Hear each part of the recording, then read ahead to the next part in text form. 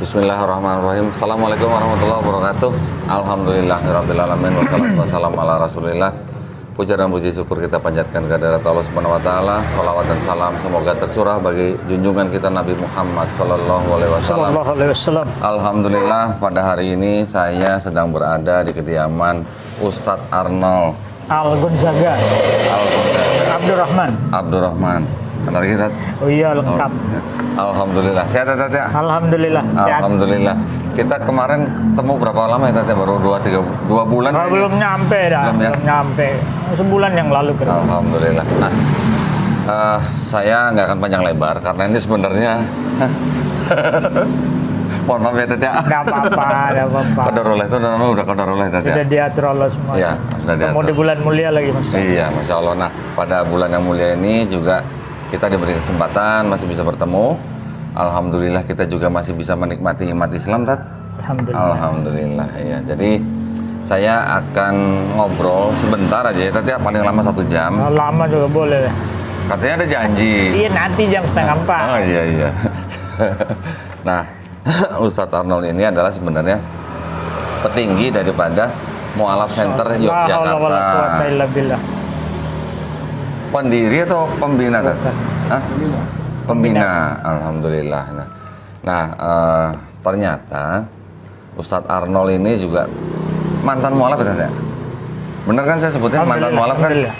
Bener ya? Alhamdulillah. Boleh cerita dikit nggak, Tat? Ustadz Arnold aslinya berasal dari mana? Kemudian perjalanan singkat sesaat sebelum bersyahadat gitu, Tat. Tafadhol, Tat. Ya. Terima kasih. Assalamualaikum warahmatullahi wabarakatuh. Waalaikumsalam warahmatullahi wabarakatuh. Alhamdulillah. Alhamdulillahilladzi hadana li hada wa ma kunna linahtadiya laula an hadanallah. Asyhadu an la ilaha illallah wahdahu la syarikalah wa asyhadu anna Muhammadan abduhu wa rasuluh la nabiyya ba'dah. Allahumma sholli ala Muhammad wa ala ali Muhammad. Terima kasih Koh Hani, Koh Dondi dan teman-teman. Alhamdulillah atas ridha Allah kita dipertemukan kembali justru di bulan yang mulia. Masya Allah, atur. Semoga kita dimuliakan oleh Allah Subhanahu wa taala. Amin. Di dunia dan di akhirat. Amin. Masya Allah. Ya, satu kebahagiaan tersendiri untuk saya dan keluarga. Dan mungkin ini barangkali yang terakhir di tempat ini, karena insya Allah nanti akhir tahun saya dan keluarga juga teman-teman yang biasa ngobrol, diskusi, ngaji di sini kita akan hijrah. Mudah-mudahan Allah izinkan ke tempat yang terbaik. Masya Allah. Mau pindah, Tat? Ya. Sudah habis masa kontrak, tidak boleh lagi diperpanjang karena terjual. Akhir tahun ini. Akhir tahun ini. Ya, Alhamdulillah masih ada waktu. Masih lama, Tat, masih bisa kesini lagi. Ya, alhamdulillah.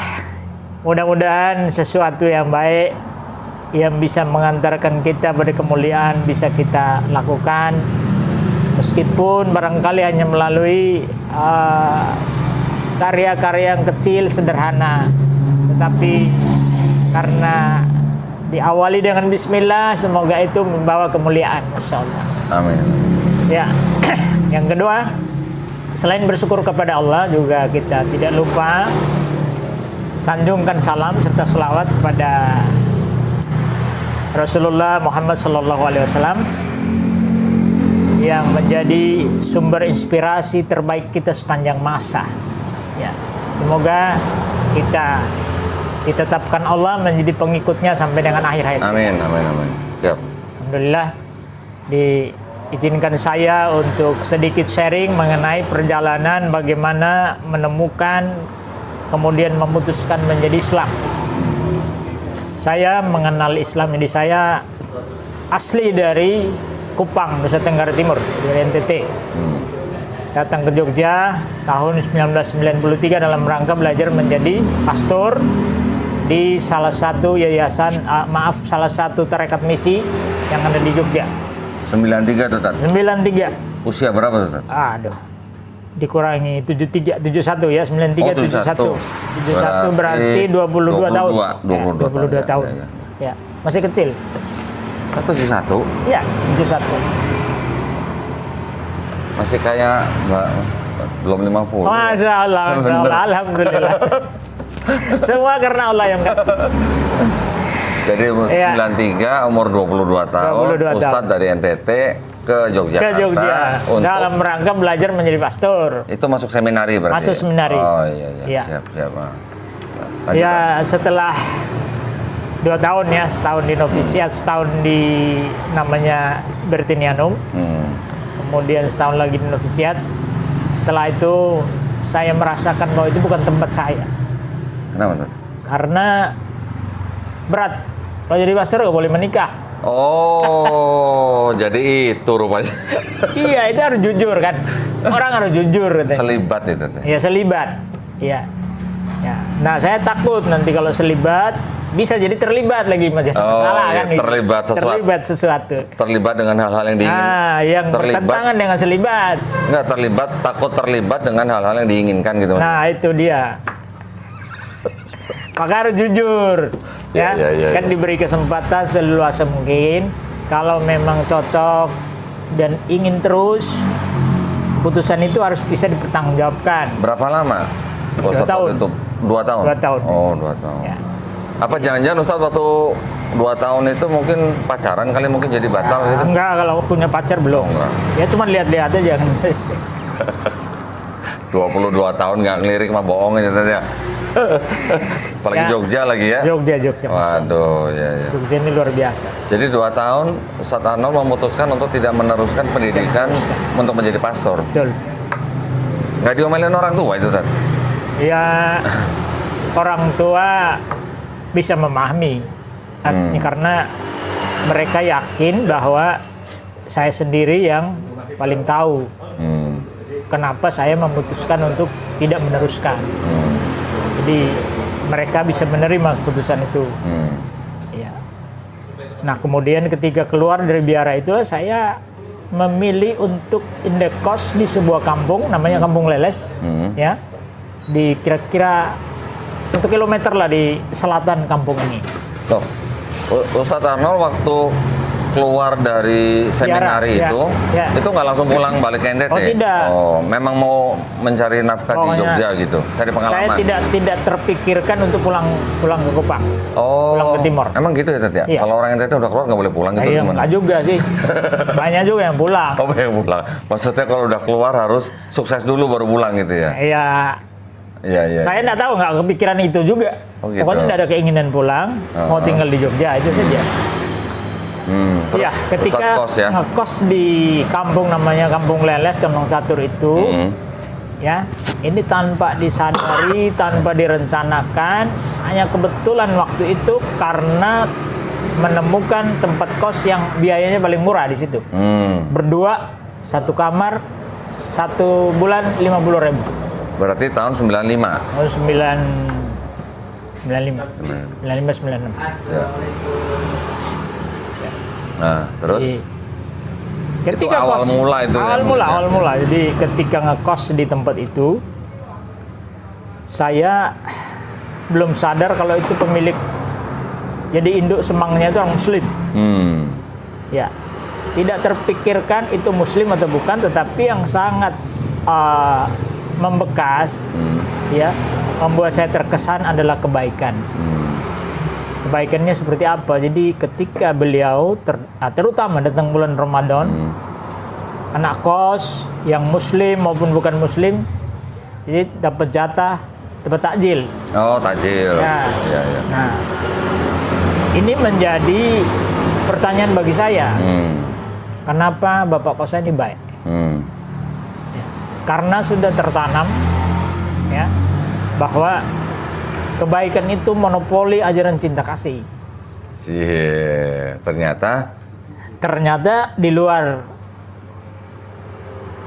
ajaran cinta kasih, atau ajaran cinta kasih ternyata juga ada di luar yang bukan milik orang Nasrani. Kaget. Jadi senang dibaikin bapak kos, tetapi juga kaget lalu muncul pertanyaan itu. Ya, Saya merenung, kan katanya extra ecclesiam nulla salus. Di luar gereja itu nggak ada selamat. Nah, mungkin selamat. Ya. Yang tidak ada kebaikan. Nah, tapi kenapa bapak kos saya yang muslim, dia berbuat baik pada saya? Dari mana kebaikan itu?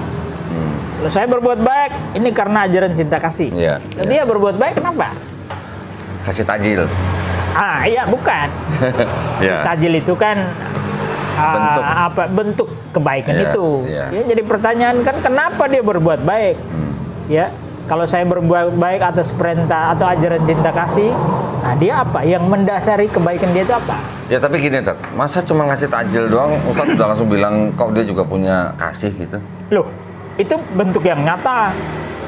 Coba, Cuma takjil, Tat. itu bentuk perhatian.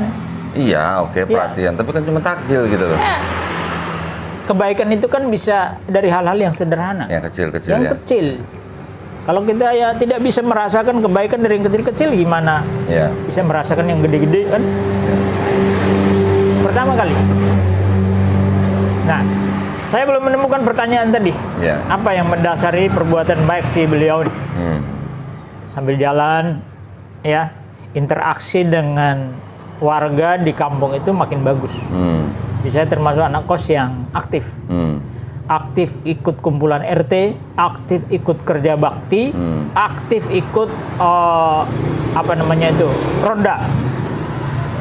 Nah, kalau kerja bakti, ronda, ya kumpulan RT kan kita dapat makanan gratis. Iya. Bagi anak kos itu satu Berharga ya, Tat? berharga tuh, lumayan irit nih. Apalagi tanggal tua kan. Apalagi tanggal tua. Apa Masya aja Allah. bisa gratis, Mas. Nah, itu dia. Itu dia. Masya Allah. Iya. Ya. Terus? Suatu ketika, jadi saya menemukan jawaban atas pertanyaan tadi, apa gerangan yang mendasari perbuatan baik yang dilakukan bapak kos saya. Nah, saya pindah kos, masih di kampung itu juga satu RT. Iya. Itu semangnya lain, itu semangnya orang Katolik. Oh gitu? Ya. Yang kedua ini Katolik? Yang kedua ini orang Katolik. Iya. Nah, suatu saat beliau ini curhat sama saya. Dia bilang, Mas, saya kok akhir-akhir ini sering bermimpi masuk masjid. Saya tuh kepengen konsultasi. Nah, saya tawarkan, kalau Bapak mau, saya punya pembimbing spiritual di gereja itu ada kan. Kalau mau saya pertemukan. Nah, dia bilang nanti dulu. Nah, sambil nanti dulu itu akhirnya justru dia masuk Islam. Masya Allah. Dia masuk Islam. Ya. Dia masuk Islam. Beliau ini kan belum bisa sholat, dia belum bisa menghafal surah Al-Fatihah dan surat-surat yang lain. Jadi, nah ada whiteboard seperti ini di ruang tamu, ya menghadap kiblat itu ada whiteboard seperti ini. Dia tulis dengan bahasa Latin ya, tulisan Latin, huruf Latin, surah Al-Fatihah. Ya, Bismillahirrahmanirrahim. Saya tanya itu artinya apa? Oh, dengan nama Allah yang Maha Pengasih lagi Maha Penyayang. Ya. Itu yang dibaca dalam setiap kali sholat. Ya.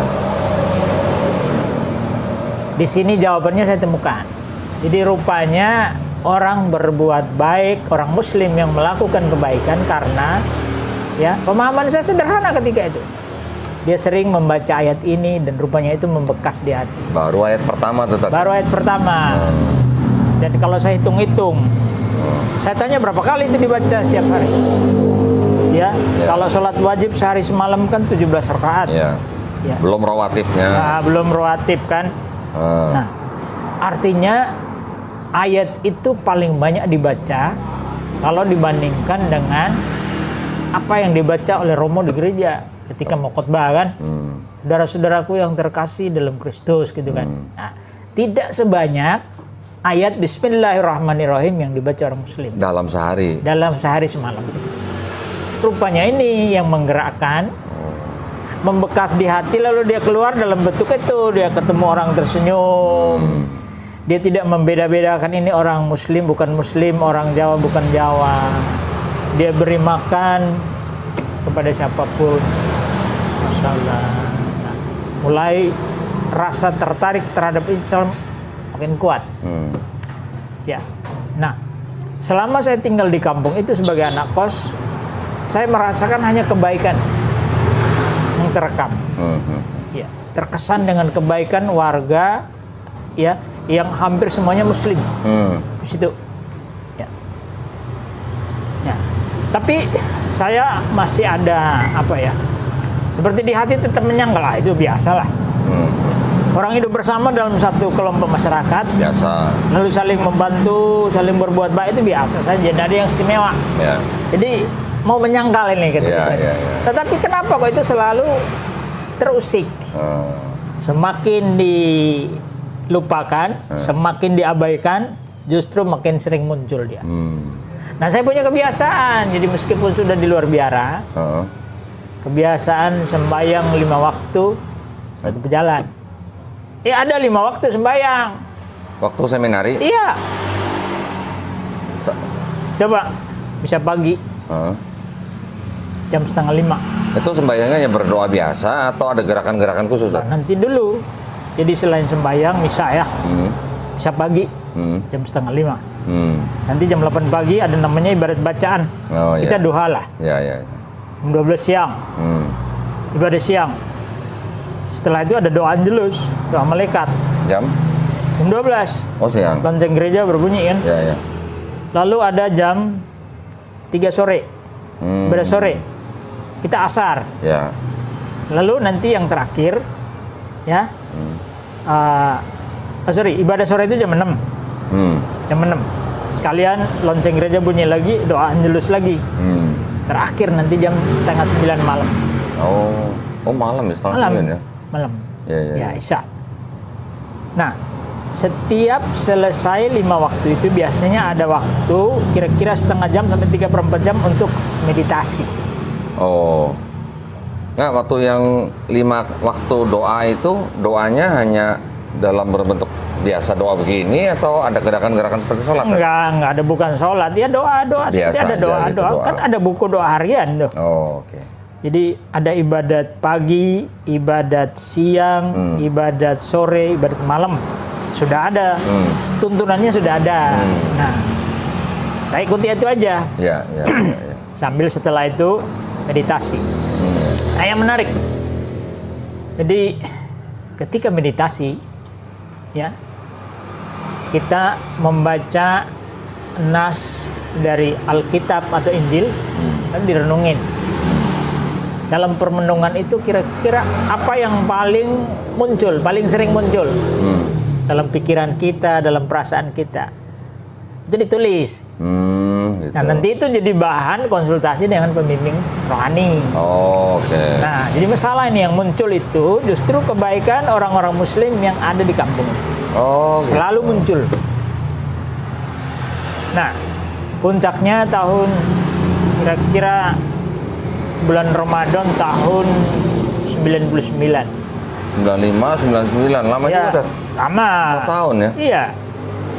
Ya. Nah, itu maaf Tad. Itu selama dari tahun 95 sampai 99 Ustadz udah bekerja atau bagaimana? Atau sekolah lagi yang lain? Enggak, saya sambil bisnis nih. Oh, bisnis. Oh, bisnismen ternyata. Pokoknya belajar gimana caranya bisa bertahan hidup di Jogja. Oh, oke. Nah, Jualan apa, Tad? Hah? Jualan apa? Ikut CNI. Oh, CNI. Iya. Oke. Baru ingat sih. Wah, CNI. kebetulan saya senang sekali minum kopi ginsengnya. Ginseng kopinya enak sekali tuh. Oh, oke. Ya. Jadi sambil jualan itu dan produk-produk yang lain yang bagus menurut saya. Jadi selama itu pula, kalau saya hitung-hitung, saya lebih banyak berinteraksi dengan orang Muslim daripada orang non Muslim. Dan lagi-lagi terjadi yang saya alami dari mereka adalah kebaikan, keramah tamahan. Mereka santun, terbuka, tidak berbicara soal perbedaan agama. Nah, ini membekas. Puncaknya di tahun 99, ya di bulan Ramadan. 99 Ramadan ya? Ya, Ramadan itu biasanya semua warung makan tutup di siang hari, tidak boleh ada yang buka. Iya. Nah, ini repot bagi anak kos nih, yang bukan Muslim, yang tidak puasa. Ya. Jadi saya suatu ketika siang itu mau makan, tidak ada warung makan buka. Waktu itu yang buka aja di namanya Jalan Nangga Jaya dekat dengan Terminal Condong Catur. Mau ke sana cukup jauh, jalan siang-siang bolong panas. Saya memutuskan untuk makan siang di tempat bapak angkat saya. Dia punya bapak angkat, Katolik taat, dulunya Muslim, Katolik taat. Nah, saya berjalan dari kos-kosan menuju ke rumah beliau itu harus melewati gereja Condong Catur, lalu ada jalan namanya Jalan Wijaya Kusuma. Di situ ada warung buka. Oh, yang jualan? Yang jualan, saya kira orang bukan Muslim. Oh ya. Ibu itu sangat sederhana, dia pakai daster biasa, tidak pakai hijab. Maka saya tanya, maaf, ibu kok buka warung siang-siang? Apa ibu bukan Muslim?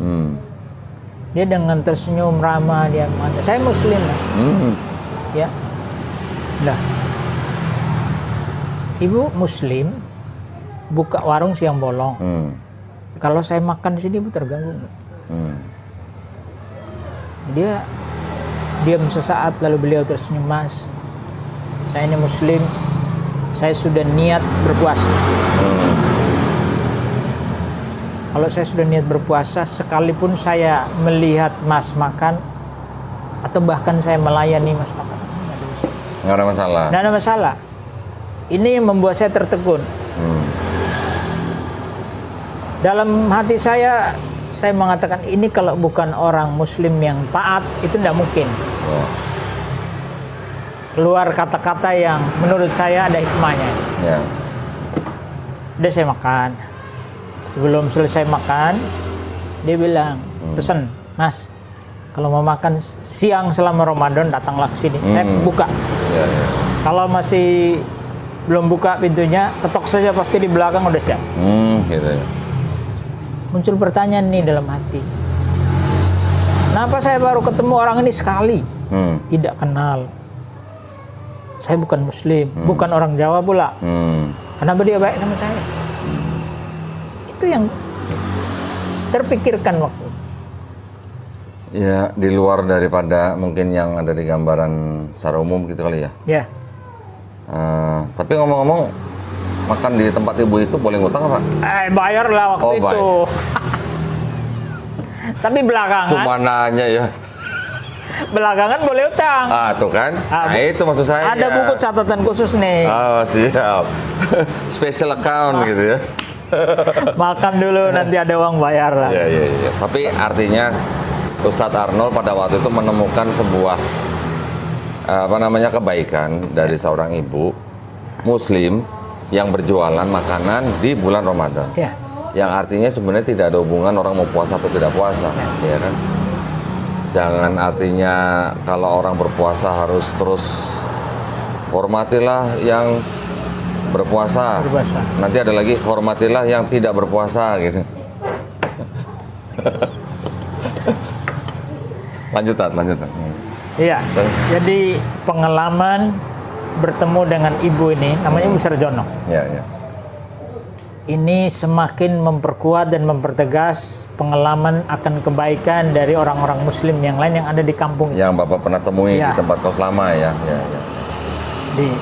Saya akhirnya kan pulang ke kos nih, nggak jadi ke rumah Bapak angkat. Nah, udah makan. Di perjalanan pulang, kata-kata ibunya ini tadi terus membuat saya terusik. Jadi, saya Muslim, saya berniat berpuasa, melayani orang makan. Berarti Papa udah umur 28 tuh waktu itu? Ya. Udah menikah, Pak? Belum. Oh, belum? Belum. Oh. Ya. Terus? Di perjalanan pulang. Nah, ini saya merasa lebih terganggu di saat melakukan meditasi setelah bertemu ibu ini. Oh, gitu. Karena yang muncul kata-kata tadi. Saya Muslim, saya berniat berpuasa, sekalipun melayani orang makan. Ya. Berkesan banget itu ya, Pak ya? Ya, sangat berkesan, membekas. Mendalam gitu ya. Nah, saya ingin sekali bercerita pada teman saya. Teman yang saya kenal dalam bisnis. Dia ketika itu sudah 11 tahun menjadi Muslim Oh. di daerah sana di kota. Sebelumnya? Sebelumnya beliau Kristen. Oh. Ya, Ya, ya, ya. orang Surabaya. Ya, ya, ya. Nah, saya sebelum ke rumah teman itu, jadi karena saya butuh teman curhat. Karena ini buat saya pengalaman yang spesial. Ya. Kenapa saya terusik dengan pertemuan dengan ibu ini dan orang-orang Muslim? Saya cerita sama bapak angkat saya dan ibu angkat.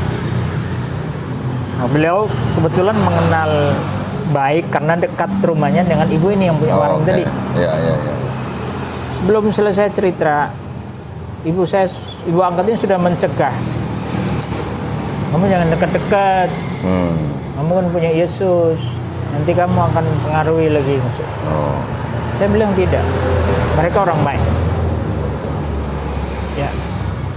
Lalu kemudian saya merasa bahwa saya tidak mendapatkan respon dari bapak ibu angkat. Jadi saya hari itu juga berangkat ke teman yang ada di kota. Yang Sudah 11 tahun ya, mualaf Ya, sudah ya, 11 tahun. Ya. Saya ketemu beliau, saya cerita. Beliau karena merasa awam juga tentang Islam. Oke. Dia belum belajar. Saya diantar ke tetangga beliau yang kebetulan waktu itu menjadi Kakanwil Depak DIY. Kepala kantor wilayah Departemen Agama DIY. Saya dipertemukan dengan Bapak ini, Bapak Dr. Andos Haji Sudiono. Masya Allah, semoga Allah merahmati beliau. Ya, sudah almarhum. Saya cerita, beliau mendengarkan, kemudian beliau berkomentar satu. Anda mau dapat hidayah. Masya Allah. Apa itu hidayah, Pak? Ya hidayah itu kamu mau dapat petunjuk masuk Islam. Tapi direnungkan dulu. Ya. Jadi kasih waktu 2 pekan. 2 pekan. Selama belum sampai 2 pekan. Jadi kira-kira 2 atau 3 hari. Ada hasrat yang sangat kuat untuk sholat. Saya tidak tahu, tapi keinginan untuk sholat itu sangat tinggi. Nah, saya kemudian menghadap Bapak tadi, yang kepala Kakanwil Depak DIY ini. Saya mengatakan, Pak, saya ingin bersyahadat hari ini juga. Loh. Bapak belum apa istilahnya? Langsung ambil keputusan tuh Ya. dalam 2-3 hari itu? Saya sudah merasa mantap. Enggak, kan? Dan karena saya ingin sholat itu. Oke, karena Kan ini. tidak boleh sholat kalau bukan orang Muslim. Ya, ya, ya. Teman saya ini ada hikmah, dia yang jarang ke masjid, bisa mengajak saya ke masjid pas maghrib, Masya Allah. tanggal 1 April tahun 2000. Oh, 2000 ya. Berarti Bapak bersyahadat 7 tahun setelah Bapak menginjakkan kaki di Yogyakarta. Betul, Berarti 2000, berarti Bapak umur 29 tahun. 29 tahun. Syahadat sebelum sholat maghrib jadi merinding. Setelah syahadat rasanya itu ada beban berat yang terlepas. Nah, saya mau nanya Pak Plong Ustadz, rasanya. Saya mau nanya Pak Ustadz nih. Kan alasan sebenarnya yang disebut alasan utamanya Ustadz Arnold meninggalkan seminar itu tadi karena tidak mau atau tidak bisa, mampu selibat. tidak mampu selibat. Tetapi doktrin Trinitasnya tetap dipegang. Oh tentu. Gitu ya. Ya tentu. Kalau tidak mampu selibatnya, oke lah, itu mungkin urusan duniawi lah ya. Ya. Tapi kalau untuk urusan rohani Bapak tetap Trinitas. Gitu, Oh iya. Wah. sampai akhirnya pas Bapak bilang tadi di bulan Ramadan tahun 2000 itu, sebelum Bapak bersyahadat, Bapak ingin sholat, terus Trinitasnya gimana tuh kabarnya? Nah, ini jadi saya tidak berpikir secara teoritis. Jadi bukan dasar pemikirannya bukan biblis lagi ya, bukan dasar Bible.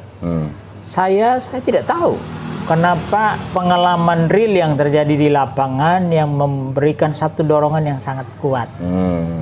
Nah itu kemudian baru jadi alasan itu saya mencari tahu belakangan. Ya. Oh belakangan. Sungguhnya apa yang terjadi sebenarnya? Ya. Jadi saya tertarik bukan pertama sekali bukan karena membandingkan. Ya. Tetapi sangat terkesan dengan kebaikan orang-orang Muslim. Ya. Ya. Yang notabene ya diklaim oleh gereja bahwa namanya kebaikan itu monopoli ajaran cinta kasih. Oh. Nah kan muncul pertanyaan kenapa yang di sana juga melakukan itu? Dasarnya apa? Ternyata dalam sholat mereka membaca Al-Fatihah dan ayat pertama itu Bismillahirrahmanirrahim. Ini cinta kasih juga nih. Sehari 17 kali. Sehari 17 kali. Plus bonusnya lagi. Nah, sangat dahsyat. Ya. Jadi itu mula-mula kan begitu.